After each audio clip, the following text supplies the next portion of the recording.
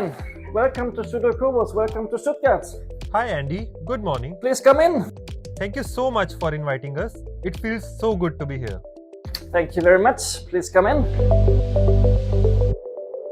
So Andy, can you introduce yourself to our viewers? Sure. My name is Andreas Kurbos. I'm 42 years old. I'm basically a transportation designer, and I founded in May 2013 the Studio Kurbos. Wow, it's surely a very long journey. So what Studio Kurbos do actually? Basically, Studio Kurbos is an automotive and transportation design studio based in the city center of Stuttgart. With our studio here, we have around 700 square meter. Divided in two zones, let's say. One zone is the public zone with the meeting rooms and the entrance, and the other zone is the studio for all the different designers. I agree. Stuttgart is a great city for establishing a design studio, and that too for automotive. So what all facilities do you have? As I already said, we have 700 square meter. We have here two meeting rooms. On the right side currently is a meeting with our colleagues in Shanghai. Of course, currently everything on a virtual way. We have a second meeting room. Why is it so important to tell you about our meeting rooms? Is the good thing is we can combine them. We can open the wall. We have around 120 square meter then to make all the VR presentation, which is needed, or the place is needed for the car dimensions in VR. We have here on the right side some possibilities for the employees with the library. We have the ladies in the administration on the left side. And on your right side, you can see my small, little, nice office with a really great view on the art museum from Stuttgart. Follow me. We go to the studio. Welcome to our studio. This is the place for all the design teams, exterior design, interior design, CAS and CMF and UI UX. And here are the 35 different people sitting. Of course, right now, many people are doing home office, which is a quite good collaboration, I have to be honest. People sitting at home, people sitting here. We don't have a clear rule how many days per week they have to sit here or can work from home. It's important, I think, to get a good relation between the teams. This is the most important thing. And I would say, let's go to the APD team. Hi, nice to meet you. Hi, you must be Julius, right? Right. From the APD team? Right. Welcome. Thank you. So we were getting curious about what APD means. Can you tell us what your team do, and is it possible to see some of your projects? Sure. It would be an honor. So I would start by explaining what means APD. APD means Automotive and Product Design. And basically it includes a whole variety of things we design. So it's all about mobility. Mobility has changed a lot. And mobility can be many things. It can be products, it can be services, it can be vehicles, everything. So also our designers, they are having a very wide horizon and they're working on many, many projects at the same time. Oh, nice. So I will step back a little bit and you can see also some pictures we've put on the wall. Also, you can look at the team. They all came here today and I'm really proud to represent the team for today.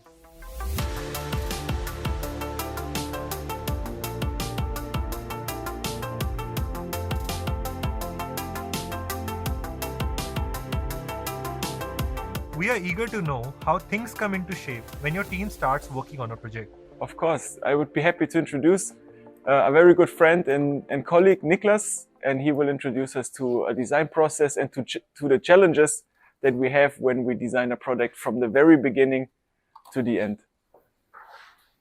Hi Niklas, how's it going? Fine, I'm fine. Thank you. Nice to meet you. So as Julius just mentioned, we have a wide range of products. And to break it down to the essence, what we basically do is to bring everything together in harmony. So every product has a different challenge. So the future of a product should never fight with its heritage, for example. Functionality should never fight with emotion. So for example, this one is the German bionic exoskeleton, which started with hand sketching. So we try to push this more into the product design direction, because German bionic, it comes more from robotics, and robotics has a lot of sharp edges and a lot of interruptions into the surface. And if you want to enter the mass market, it's very important that a lot of people will like the design. So we try to push it more into the product direction with with a bit more friendly design and more round edges. So, and this is what we basically did on that. So it's always about finding the right balance. That's amazing. It looks like many big things are going on, and we are equally excited to see all of them in the future. Thank you. Okay, let me just talk about a project that we have just recently finished. It also represents the majority of projects that we do in the APD. It's more automotive based, automotive focused, and it's the Wiesmann project. It's a very emotional project also for our company. We like it a lot, and therefore I would like to ask Niklas to guide us a little bit through how does the everyday routines of a designer look. Yes. So we companioned Wiesmann the past few years and relaunched their brand. So here it was really important to find a good balance between celebrating the heritage and making the next steps into the future for Wiesmann.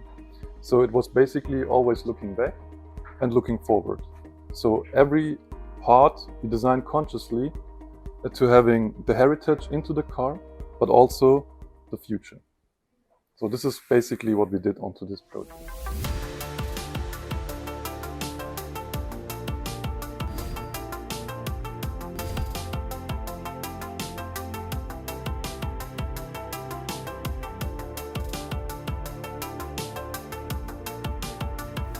Thank you, Niklas. Thank you, Julius. I would say let's go to the CMF team.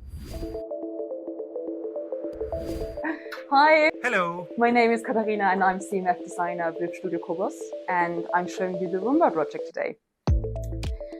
So this project was definitely more science-driven than trend-driven, and we've really started off researching into the topic of color psychology and how different colors are impacting our body. So the thing that we have found out is that the colors red, yellow and orange are really increasing our concentration. Compared to the colors blue and green, they're actually proven to calm our bodies down. So we have used those two different color schemes to really support the different driving modes. So we do have the active driving mode that is supported by the red and the yellow. And then we're also having the passive, the autonomous driving mode that is supported by the green and pink and blue. So this car comes in only one interior configuration, and for us it was a given to only use materials that are both sustainable and authentic. But we actually wanted to push the topic of sustainability even further. So we were able to actually offer a variety of colors only by using light projections. And the beauty of this is that everyone can have unlimited amount of design options just within one material configuration. Katharina, thank you very much. I would say let's move to the CAD team.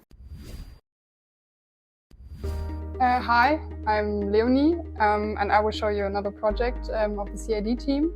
So come on over to my screen. Yes, this is the Ruf Bergmeister, which is an homage to the Bergspider of Porsche from 1968. Yes, this was a very difficult project because we had just a little amount of time, so we had to be really quick. So we had a scan of a 993 old Porsche, and we had to start and rebuild all the parts we wanted to do. Here you can see some of them, which is quite nice, this explosion view.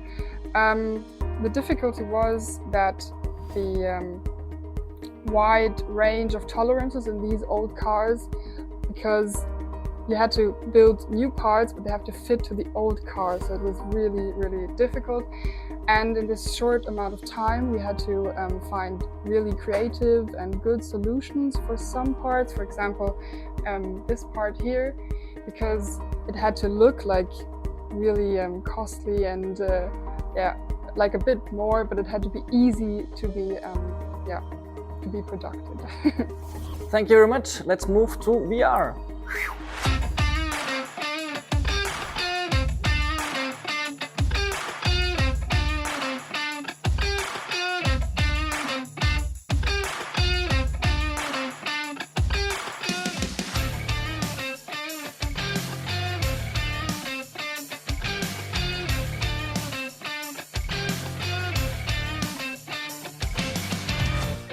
Hey Steffen, how's it going?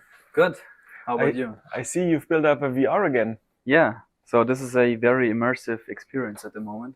We are experiencing the interior of the Roomba with all the movable parts, all the color variations, and also he can see how the lights are actually switching the color if he's changing the scene. Ah, great. So I like it. It's a great tool. I think it's a great way to really transform a two-dimensional sketch, something that we've created in 2D, and to transform it in a three-dimensional geometry and to evaluate it. yeah, true. I really like it. I think we should use it really in every project. Yes, of course. I mean, for us, VR has become a very important tool in the design process. It enables us to visualize shape and color from early on, and it also helps in making the process a lot more sustainable.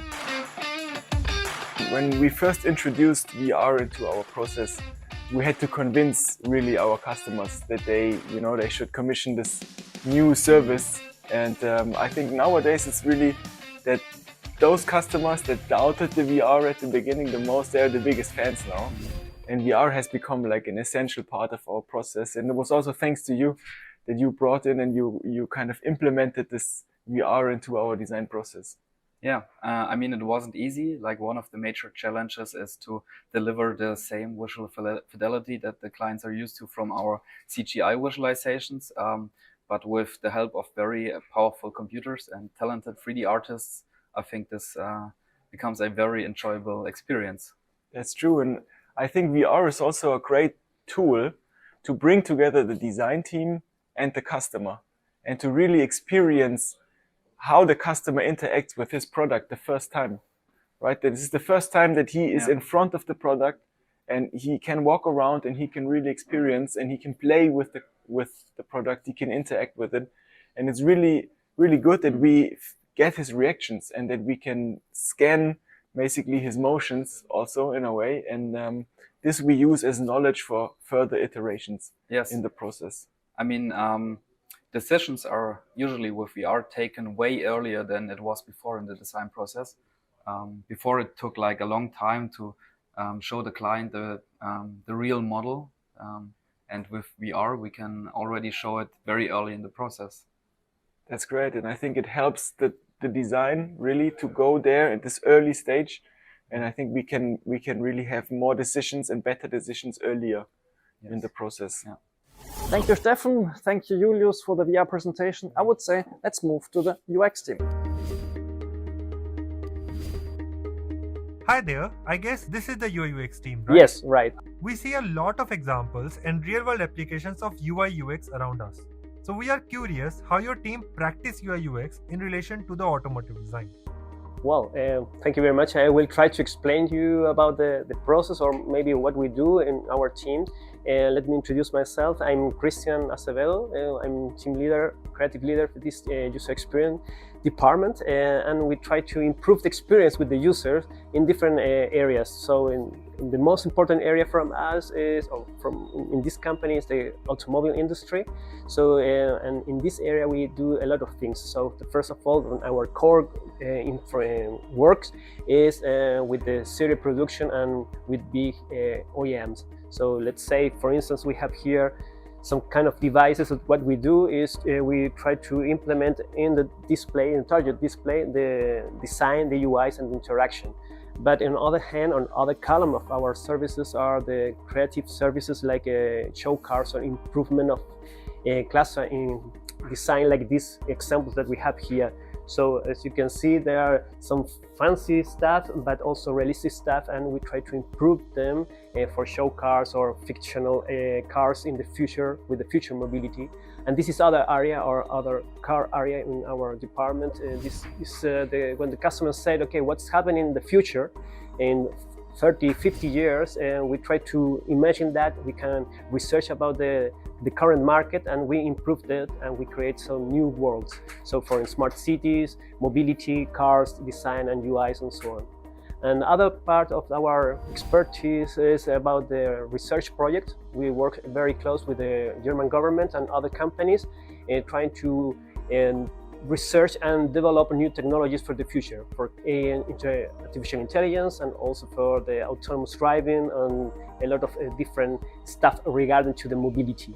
So in our department, as I said, we have the experts in UI design, in interaction and user experience, and those areas work together.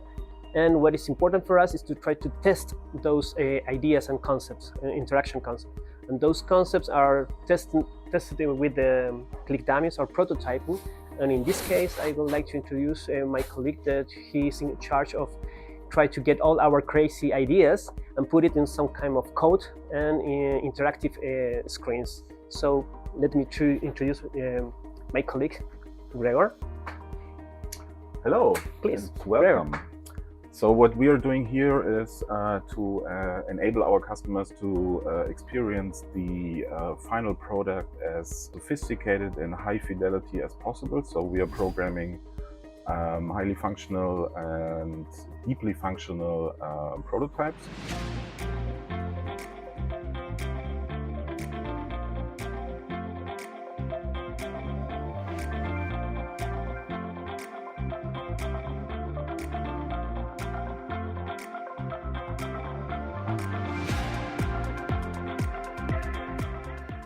And for example, we here have the prototype for the GT3 RS instrument cluster, and you can actually control the thing as if it's final. Also test functions like this with the shifting lights, and also stuff like the functionality to adjust several chassis parameters to influence your driving style.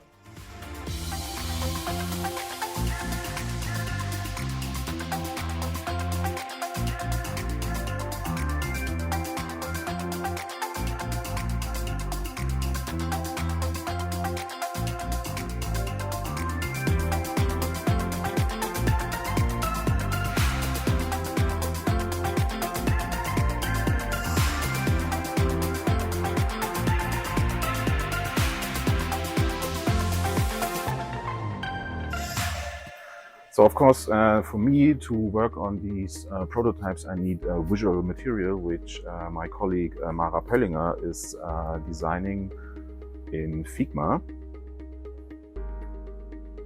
Yeah, thank you so much. My name is Mara, and I will show you something about the Rumba project today. What we did so far is a big amount of design screens for the HMI. On the right side, you can see the whole screen on the inside of the car. It's like surround display, which goes from the top to the back part of the whole car.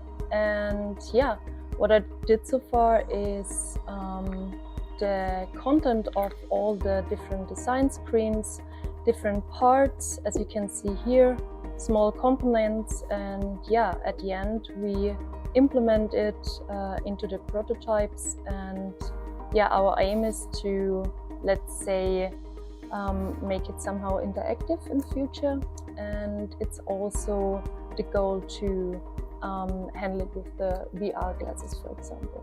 So Gentlemen, I hope you enjoyed the studio tour. Please, I show you a bit of Stuttgart. I mean, it's a quite nice spot to run a design studio here. As I said, this is the art museum. This is on the right side the new castle of Stuttgart. We have a lot of restaurants here, a lot of nice bars, especially in the summer. It's quite nice to sit outside and enjoy some Weinschorle. So this is also the reason why I decided to open the studio here in Stuttgart. it was really nice to visit your studio today.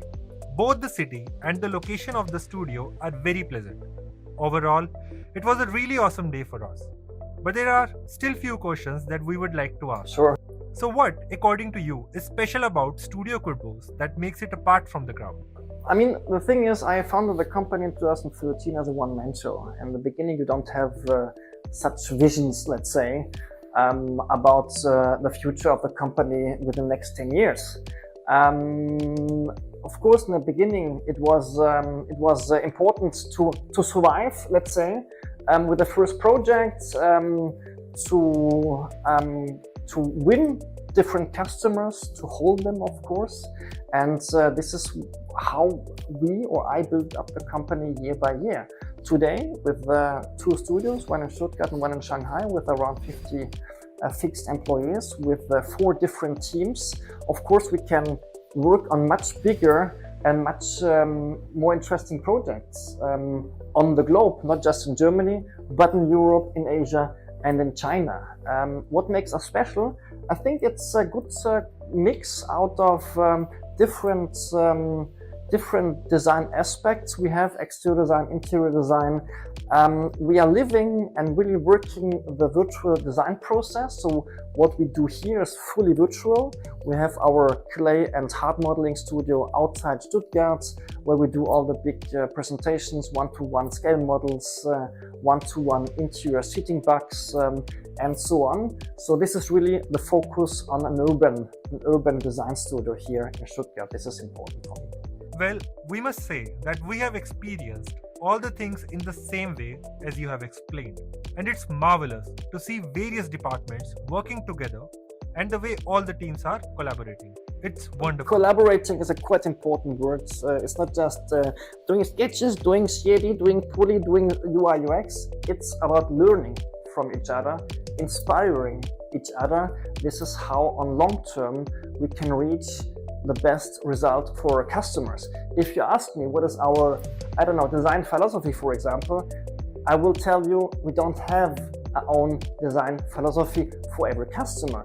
We have to find always the best design for the products for a long-term success for the customer. Well, yeah, that was going to be my next question. But as you already stated, you are using collaborative effort to define your own design philosophies according to the requirements, and it's really amazing to see how agile your team is.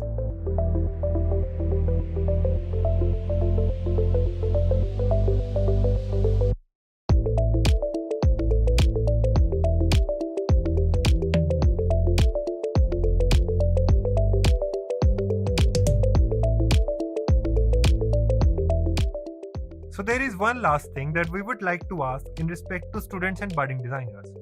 Are you currently hiring? And if yes, what skills are you looking for in a potential candidate? To answer your first question, yes, we are hiring. We are always interested in good and well-skilled people in different directions: exterior design, interior design, CMF, digital modelers, and especially also UI UX designers. How we are hiring, of course, everybody can go to on our website and we'll see what exactly we are looking for. But I'm also the guy being on Instagram or LinkedIn and asking the people directly and actively if they're interested in working for Studio Kurbos. And this is the way, let's say, how I won already many good and long-term employees for Studio Kurbos here in Stuttgart, but also in our studio in Shanghai.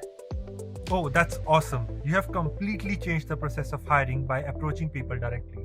Brilliant. So what's next for Studio Kurbos? What are your future plans?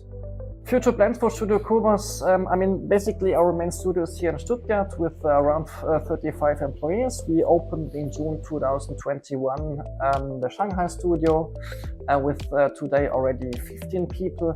The world is interesting. The world is big. I'm also interested in the Indian market, for example. This is also a quite growing market, really interesting. But of course, we have to understand on long term what's happening there. We have to have and win the right people for our adventure if we open a new studio in India, for example. But also the idea to open a studio in Istanbul, why not? For the Turkish markets. Of course, we have an eye on the American markets.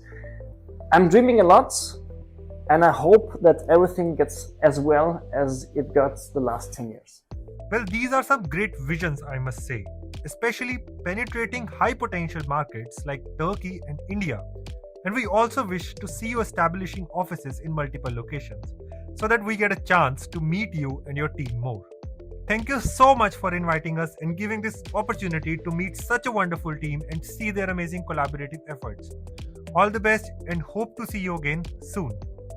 Thank you very much, Sam. Thank you for being here. Thank you for interest in Studio Kurbos, and I wish you all the best. Thank you.